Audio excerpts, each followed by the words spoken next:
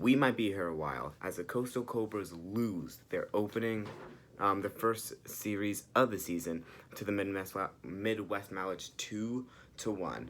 I feel like it'd be appropriate to talk about it game through game because game one is probably the game everyone's going to talk about, and so am I.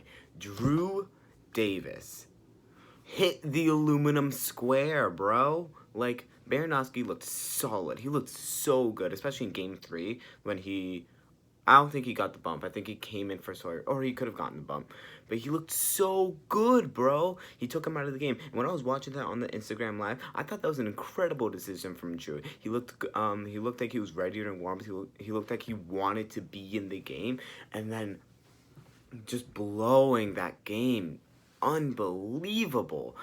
2-0 lead and then just 5 runs given up. I mean, I don't want you guys to think I hate Drew or something. I have a jersey with his name on it. First ever MLW jersey I ever bought. But I mean, that's just an unreal decision from from a former manager of the year. I just don't know the thought process behind that. Unreal, unbelievable. It's just something that you can't do in that situation. If you're confident enough to put yourself in the game, it's not like he had like a coach or someone like put him in the game. No, he put himself in that game and he looked awful, just not good at all, inconsistent. His pitches had a movement but were not hitting the zone at all, and if they were, it was right down Main Street for someone to get a hit on. It was just not a good inning for him at all. Could not find the strike zone if it was 2 feet away from him. In the Mallards easily took game one.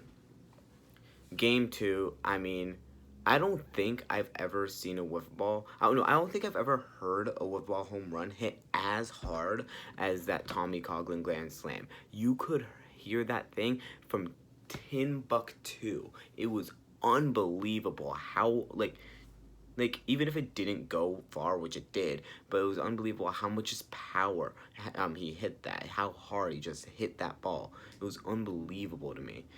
And then Drew Davis hit, besides Jackson Pearson's season training video or spring training video where he hit it off the knob of the bat and it went for a home run. That probably is the second weirdest home run I've ever seen. If that's what we're getting for the rest of the season, that's already 2 really weird home runs. I don't want the 2022 season to be the season of weird ass home runs, but we'll see. Jordan Robles also did Jordan Robles things. Oh no, that was in game 3 he hit his home run.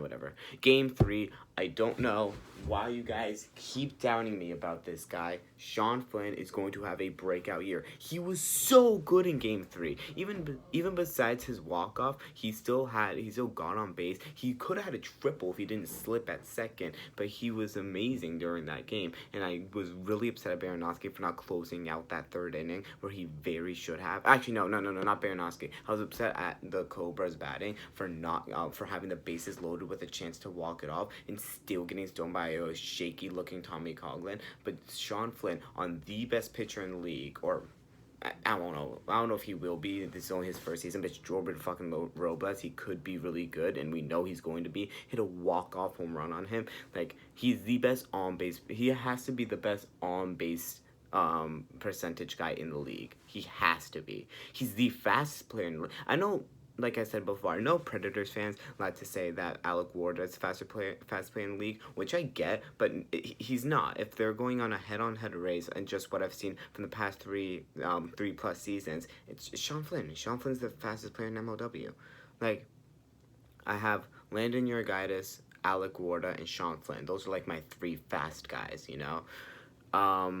Drew Davis looked good at the plate. He was, 3 for 8. He made that incredible catch where I believe it was Wilson's hit. Could have gone for a home run. It just kind of like fell at the wall or something happened, but Drew still had good eyes.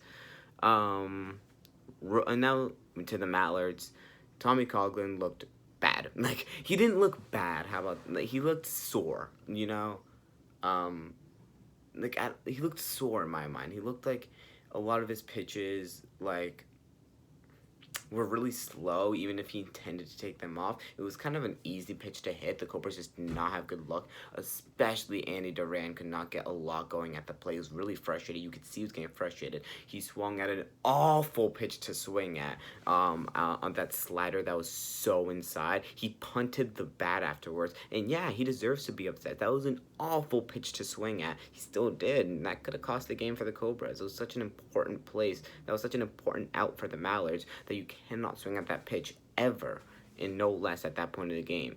Sawyer being, he's giving us early rookie of the year potential. And what's funny about that is even though he was disgusting, especially in game 1, he still was the second best rookie out there. It was kind of crazy to see the amount of talent in MLW nowadays. But yeah, like, Sawyer Bean's 12-6 drop ball is unbelievable. This kid's only 17 years old. He's going to be in the league for God knows how long. That is a scary thought. He will be the Cobra starter in not too long. But, like, with the amount of pitching depth the Cobras have now, Sean Flynn, who people forget he can pitch. I know he's an outfielder, but sometimes you could kind of think of him as almost a utility player. He's definitely not a full-time pitcher, but you can almost think of him as a utility player, but probably an outfielder.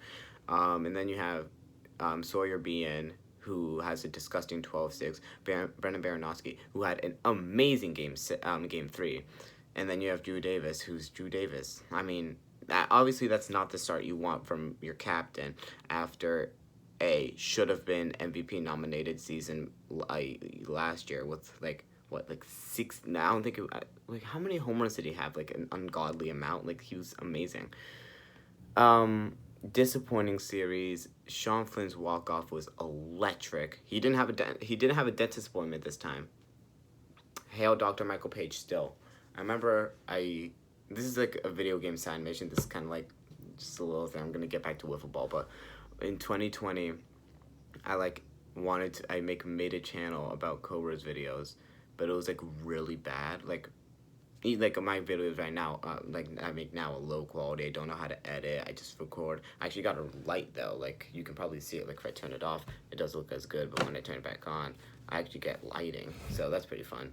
But like, putting more effort into my videos with that and all that. But like back then I kind of just put a camera in front of me and I used my real name, like my first and last name, and I made Cobra videos. And I remember I was so hyped after that Sean Flynn home run. And then the next season I started a new channel, which is this channel, and then this is my second season on this channel. So technically my third season making Cobra's videos, but also technically not. I mean, takeaways from this: Sawyer Bean's gonna be disgusting. Sean Flynn, that hot take I had in my most recent video, I think, ain't looking too bad now. But I get it. People want to see me talk about Cobra's videos. I've seen the numbers, so I mean, I'm talking about this one. I was really upset about it, and I was gonna be a huge Debbie Downer, but like with the way Sawyer looked, this is the opening series, and you do want to win, but like the Cobras are making the playoffs. It's not even like a question. That's like a for sure fact. Watch them miss the playoffs, and people go back to this and see how I'm wrong. I guarantee it. But like the Cobras are making the playoffs, and with that, I think Sawyer looked good, amazing. If not, Sean was our best player, like without a doubt. Sean was our best player. Barron looked he looked solid. He gave up a few walks, but he always came back. He only walked in 1 run, which is good. Andy needs to work on the pitches that he swings at. He swings at pitches that have no need to be swung at. Pitches that are outside, inside, hit him.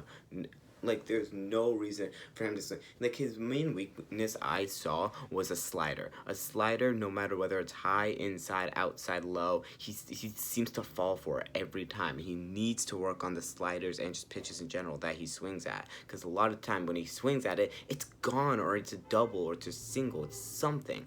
But when he doesn't, it's just nothing. It's just, honestly, makes him look silly. It's just something that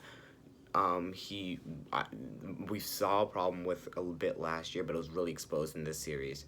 Another thing about the series is that a lot of the balls that were hit really hard, but a very few amount of them were gone. There were 4 home runs in the series. Drew Davis's weirdest home run of all time, Jordan Robles' solo home run, Sean Flynn's walk-off, and Tommy Colgren's grand slam. But even so, there was only 4 home runs, but with the amount of hits that there were, you would expect there to be a lot more. Like, Drew Davis had a lot of hard hit singles and doubles. Andy Duran had like 2 that went the opposite direction on the first baseline and the third baseline that were really hard hit. Sawyer had a few. I noticed Ben Wilson, I'm pretty sure, had a few, but like a lot of, and Sean had a bunch. Like I said, he almost had a triple if he didn't slip. A lot of the balls that were hit really hard, but a lot of them weren't gone. Like that play at the warning track from Drew Davis in Game 3. It's just kind of an obscure thing. I wonder if there was something with the air, if it was windy out, or if it was just like it rained the other day, because like a lot of the balls were not leaving the yard. That's just a little takeaway I had from the game. It made the defense and the outfielders really have to work, and I think that the Cobras looked pretty good in the outfield, and so did the Mallards. I think it was a good defensive battle. Definitely not a pitcher's duel, but definitely a defensive battle. All right, that was the first series of the season. Disappointing.